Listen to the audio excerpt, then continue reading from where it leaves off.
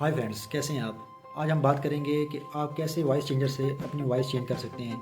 आप किसी की वॉइस को भी अपनी आवाज़ में मुंतकिल कर सकते हैं। और इसके साथ साथ आप अगर चाहें तो आप अपनी वॉइस चेंजर से आप सिर्फ अपना स्क्रिप्ट लिखें, ठीक है, तो उसके ज़रिए भी आप अपनी वॉइस को चेंज कर सकते हैं। जिस भी फ्लो में आप अपनी आवाज़ लाना चाहते हैं आप उससे आसानी से ला सकते हैं। तो ये बहुत ज़बरदस्त और बहुत ही परफेक्ट तरीका है जिसके ज़रिए आप अपनी वॉइस को चेंज कर सकते हैं। मज़ीद ऐसी अच्छी वीडियोस देखने के लिए हमारे चैनल को लाइक शेयर सब्सक्राइब करें। मिलते हैं अगली वीडियो में। अल्लाह हाफिज़।